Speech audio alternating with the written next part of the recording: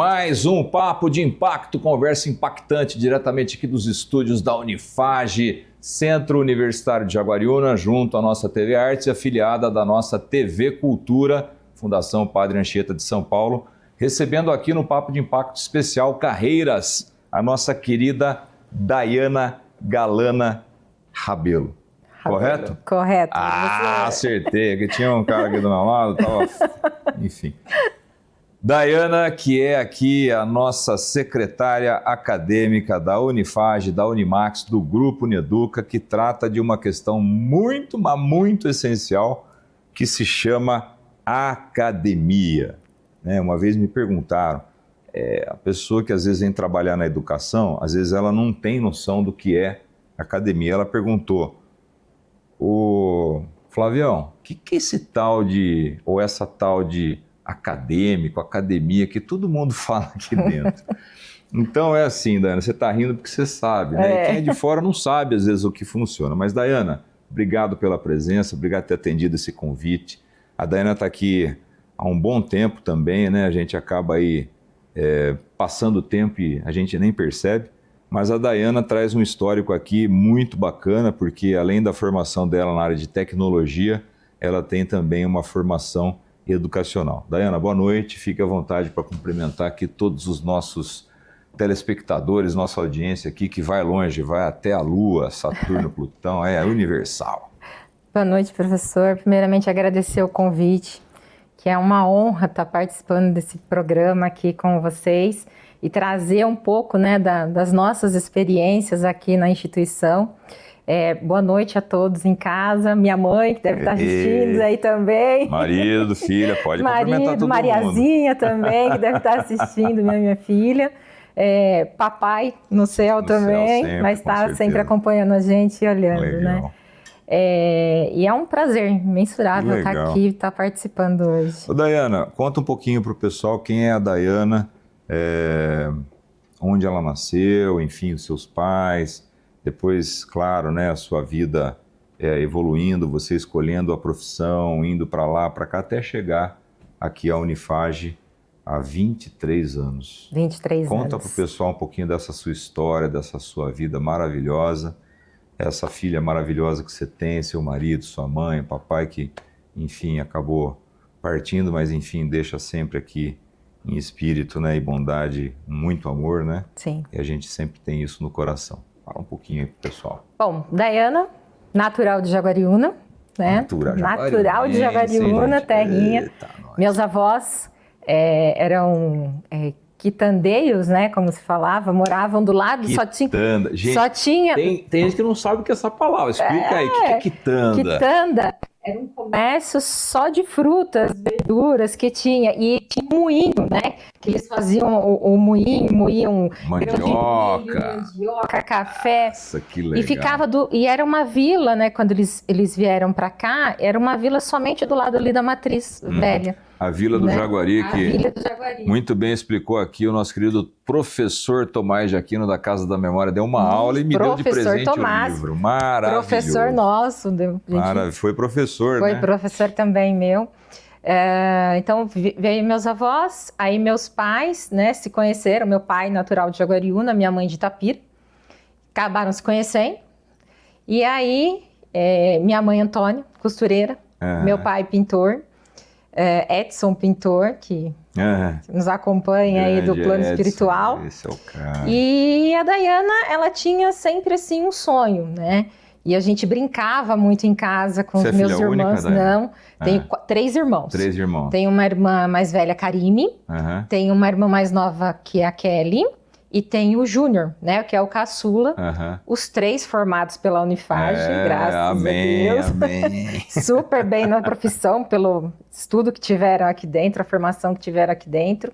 E a gente sempre brincava, né, em casa. A gente pegava tijolo de construção e construía a mesa. E eu era ali, né, no atendimento. E eu brincava ali no atendimento. Que legal. Então, eu acho que isso veio muito, né. Então, meus pais prestadores de serviço, né, a gente aprendeu muito com isso. Aos 16 anos eu terminei o ensino médio, ainda não tinha buscar, né, uma formação, não tinha noção ainda do que eu ia fazer. Fui trabalhar.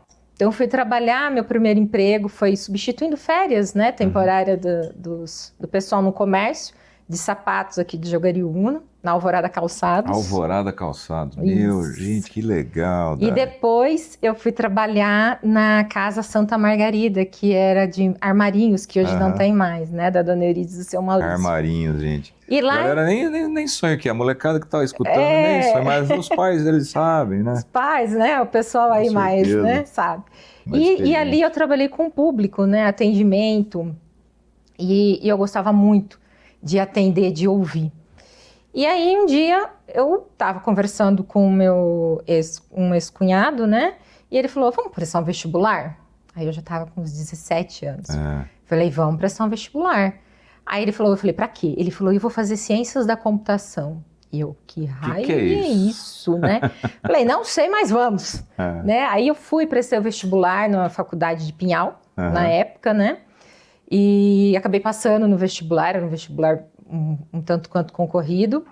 E fui fazer ciências da computação, sem noção nenhuma do que era. E me apaixonei. Que você entender que você consegue programar, que você consegue desenvolver, que você consegue ter o raciocínio para começar a construir coisas, é muito fantástico, né? Isso eu tive muito na formação de ciências da computação, né? Programação, enfim. E aí, um tempo quase terminando a minha graduação, em 2002, estava eu no ponto de ônibus, esperando o ônibus para a faculdade, e uma pessoa que trabalhava aqui, a Silvia, ela estava trabalhando aqui na FAGE.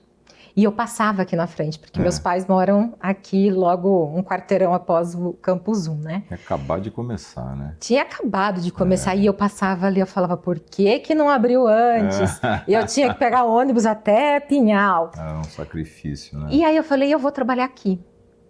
É aqui que eu vou trabalhar. E ela, naquela semana, ela falou assim, viu, tá tendo uma vaga na TI. Lá na FAGE, me dá seu currículo que eu vou levar. Eu falei, agora. No dia seguinte fiz o currículo, era datilografado, né? A gente tinha a máquina de datilografia. ASD, FG, Espaço, HJ, aquela fitinha de Errorex quando errava. Montei o meu currículo, entreguei para a Silvia, para a pessoa, e ela trouxe. E eu fui chamada. Participei de um processo seletivo no início com o Vandeir. Vandeir, grande Vandeir. Vandeir, um abraço, Vandeir. Outro dia aí, grande Vandeir, beijão pra você, nosso professor. E logo após a entrevista com o Vandeir, com o professor Flávio. Professor Flávio. Que também foi, assim, um dos mentores, top, né? Que eu tive, né? Então, que legal. Entrei aqui em novembro de 2002 e estou aqui atualmente.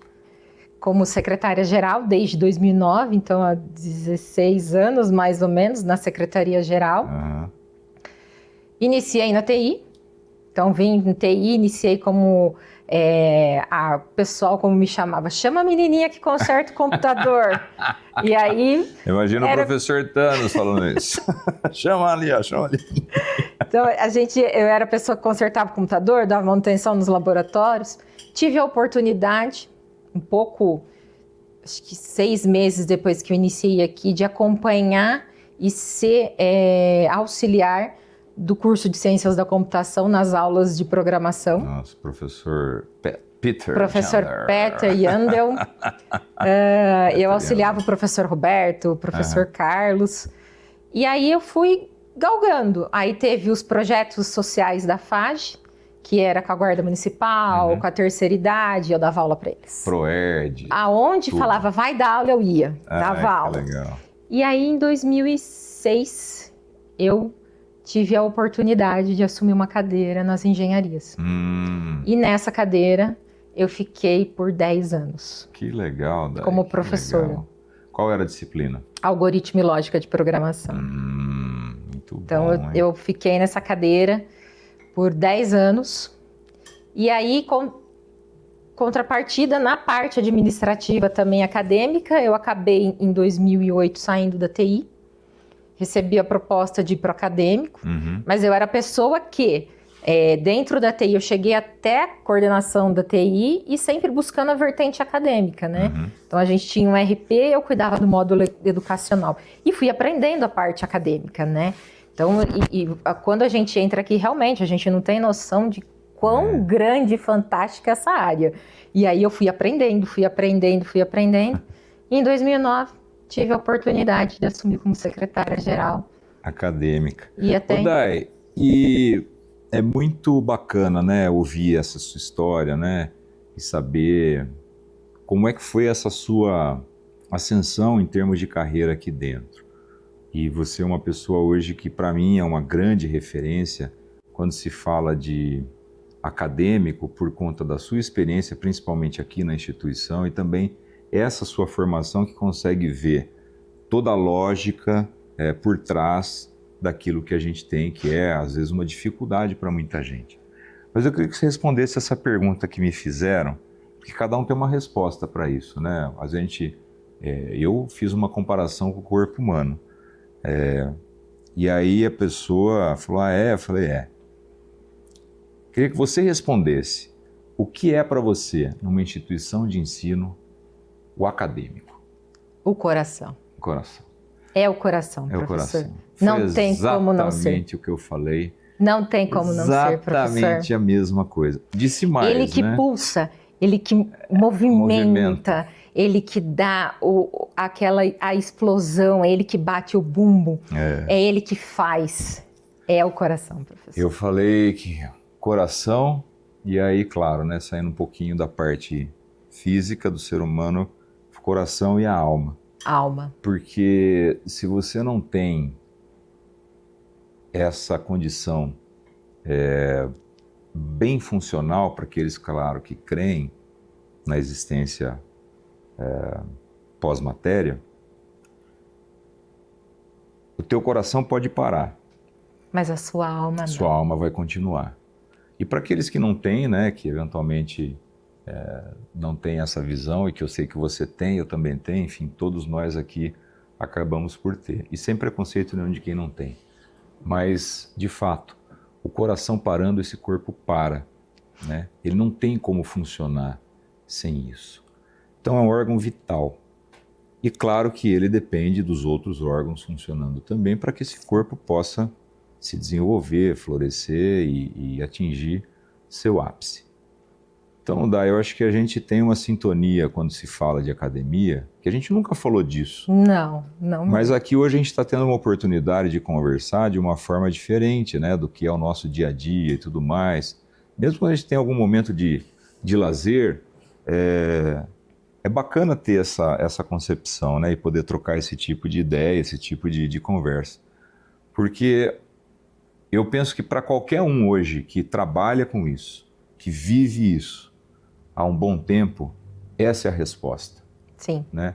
É aquilo que é vital, é aquilo que dá, como você falou, bate o bumbo, é aquilo que faz a coisa rodar, é aquilo que nos dá ânimo. E ânimo, do latim, alma, né? Então, o animado, aquilo que tem ânimo, que tem alma, que floresce e que tem o coração pulsante, é, no nosso caso, a academia, né? O acadêmico.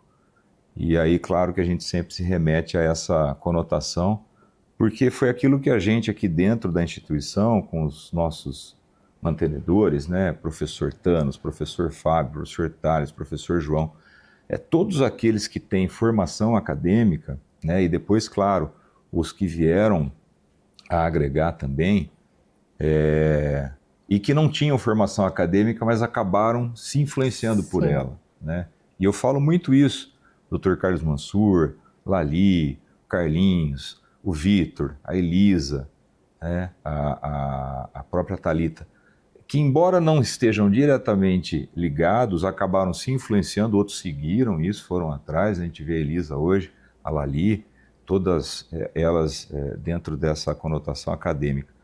Mas o que eu digo é que essa visão vem desse institucional. E eu sempre disse isso para todo mundo que eu conhecia na época em que eu estava em outras instituições, dava aula, e comecei aqui. Que o diferencial daqui é que estava começando, era pequeno, mas o principal eram professores que estavam administrando. Então eu fico muito feliz em saber dessa sua visão também.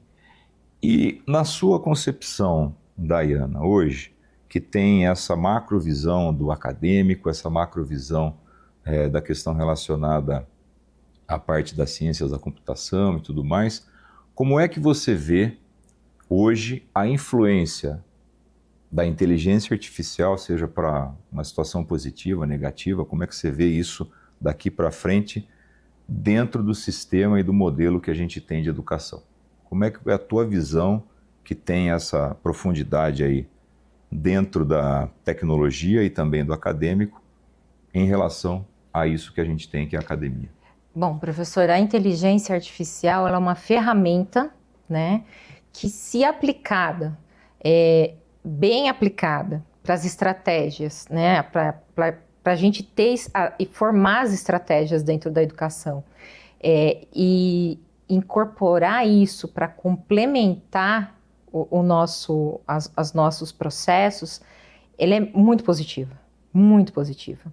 A gente hoje já aplica, né? Hoje na nossa instituição, a gente vem buscando otimizar os processos internos das secretarias, né? Eu lembro que em 2009 eu fui fazer o meu primeiro curso de SEAD, Secretaria Acadêmica Digital. Na época nem se falava em certificação, nem se falava diploma digital, nada digital. Certificado digital. E o que a gente vê no cenário da educação é que a inteligência artificial ela vem para agregar muito valor. Então hoje você tem um processo de matrícula, nós temos um processo de matrícula totalmente digital. Então o nosso candidato ele vem, presta o vestibular, faz a matrícula online, sobe seus documentos. A gente tem um sistema que reconhece essa documentação e já faz a baixa de verificação. A gente traz a IA para dentro da secretaria para uma forma de otimizar, agilizar sempre os processos para que a experiência do nosso aluno aqui dentro fique cada vez mais ágil. Ágil, tranquila, né? Tranquila. Então, o nosso aluno hoje, ele entrou na nossa instituição hoje, ele emite um certificado, um atestado de matrícula lá no portal dele. Ele não precisa solicitar, enfrentar uma fila, como a gente via, né? Nossa. A gente ia na faculdade, tinha filas, pegava aquela senha e ficava. Então, a inteligência artificial, ela vem muito para agregar na educação. Nas salas de aula, em todas as vertentes, né? Na sala de aula, proporcionando vamos dizer assim, um desenvolvimento maior no conteúdo, no plano de ensino, né? Como a gente consegue ver, eu não esqueço. A gente tem no início de cada semestre as nossas reuniões com os professores, né? E tem lá os projetos de utilização da inteligência artificial aplicada dentro da sala de aula. E foi legal, porque foi a primeira vez que eu levei a Maria numa reunião. E a professora Vivi Ferri, né? Vivi Ferri. Fez uma apresentação do coração. Ah, eu lembro disso. Lembra? Lá na Unimax. O coração batendo. Aí ela fatiou aquele coração no meio, abriu o coração funcionando. A Maria apaixonada. Mamãe, meu coração é daquele jeito. Então, quando a gente via, né, no início aqui da instituição mesmo, a gente não ia ter essa possibilidade de ver um coração batendo, a não ser que a gente abrisse alguém, né? Mas exatamente. A gente consegue fazer as simulações, consegue. Então, a gente tem que trazer toda a tecnologia. Eu sou a favor de trazer qualquer tecnologia que vá favorecer e que vai enriquecer cada vez mais o nosso ensino. Eu concordo, viu, Day? Eu também tenho essa mesma visão. Eu penso que, na verdade, quem faz uma tecnologia ser utilizada de uma forma positiva ou negativa, assim como qualquer coisa que você tenha para utilizar, quem faz a utilização, que somos nós, seres humanos, né? Eu posso utilizar uma IA para colar num trabalho, para montar uma monografia, vai ter aquele que vai ter o detector de IA, que vai pegar esse tipo de situação, ou eu posso utilizá-la, na verdade, como você disse, para facilitar a minha vida, eu não perder tempo com coisas que antes eu tinha que perder. Um tempo que hoje é precioso e que acaba, na verdade, sendo facilitado. A Daiana lembrou bem, as filas eram gigantescas, plano de estudo, lembra? Plano de estudo. Chegava começo da aula, o coordenador ele não tinha tempo para planejar nada na primeira, segunda semana, terceira até, porque a gente tinha sala de espera lotada de alunos para fazer o plano de estudo. E hoje ele faz isso de uma forma totalmente remota, virtual, claro que se ele tiver necessidade, ele tem um contato, ele faz contato, ele agenda.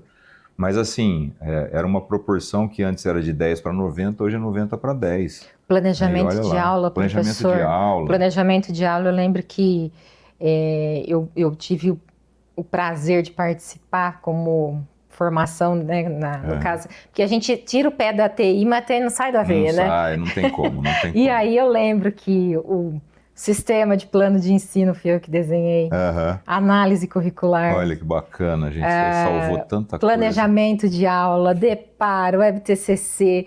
Então, quando a gente tem, e hoje a gente tem, professor, e a gente sempre teve, né? A gente que o professor também que está aqui uma época que umas décadas, né?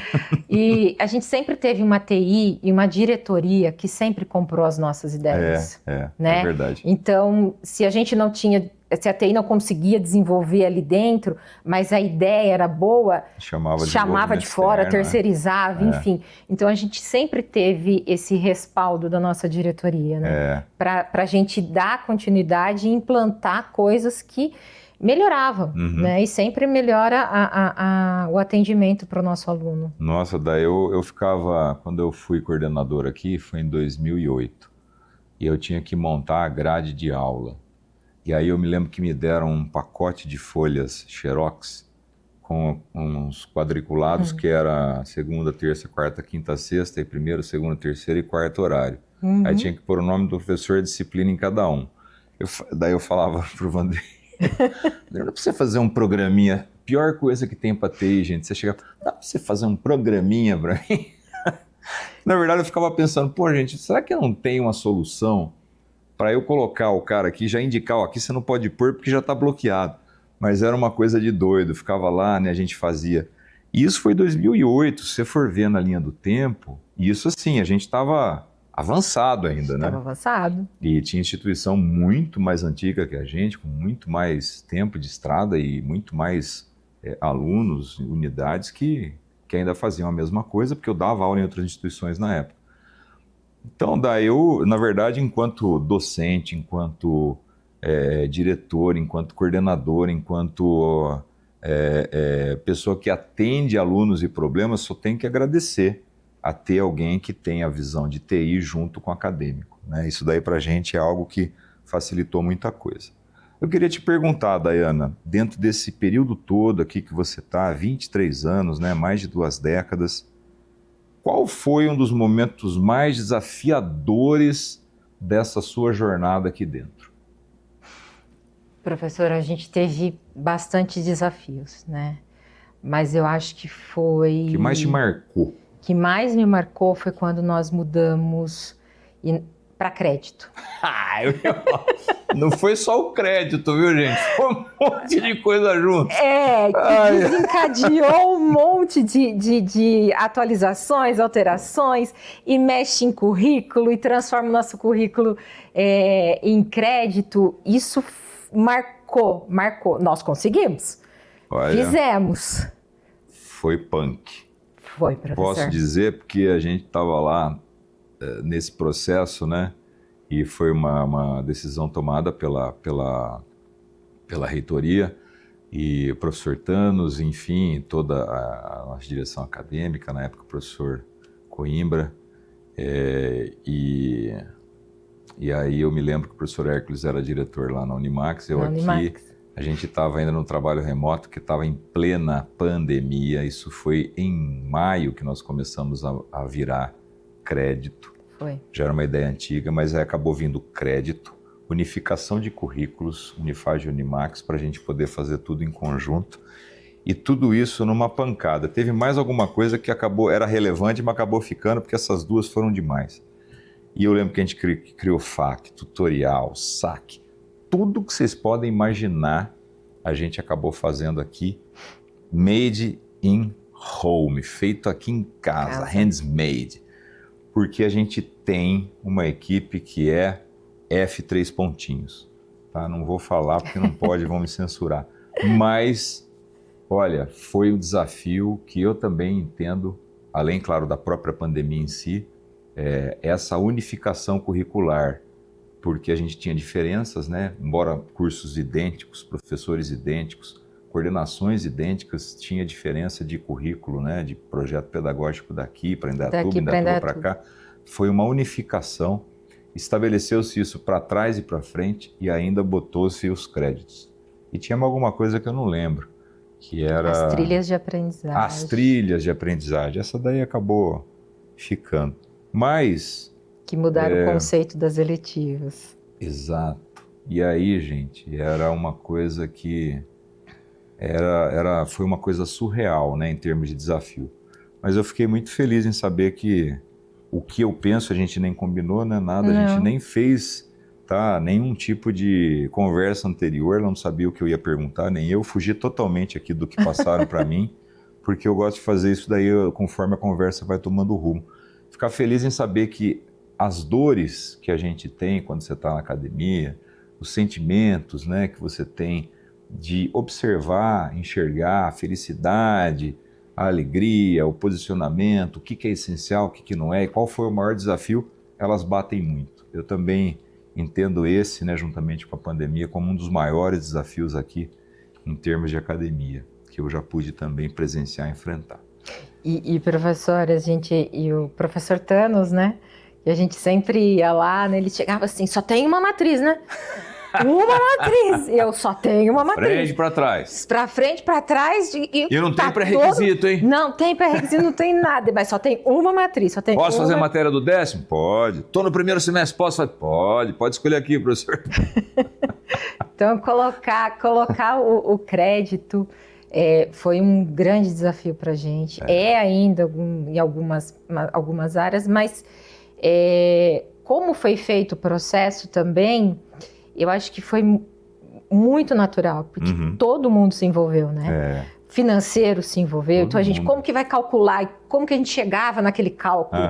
Tivemos que fazer a unificação das matrizes, a unificação da matriz das unidades e mudar para frente, para trás todos os alunos e fazer a equalização da carga horária, para que um semestre não ficasse com um custo acima do outro. E aí foi um processo, né, que a gente conseguiu, mas a gente conseguiu. Conseguiu. E hoje é uma realidade, né, que a gente, como você disse, né, são realidades como a IA, como foi a questão da computacional, né, no começo dos anos 90, que acabou se deflagrando. E hoje não adianta você ter um aparelho telefônico na mão que hoje praticamente acaba sendo um dispositivo que tem tudo. Sim. Né? Você não usa mais só para falar, ele até faz ligação. Mas nem ligação telefônica, que era um negócio absurdo de caro antes. Né? Tinha que ligar à noite, esperar o horário para poder ligar, usar o código da operadora.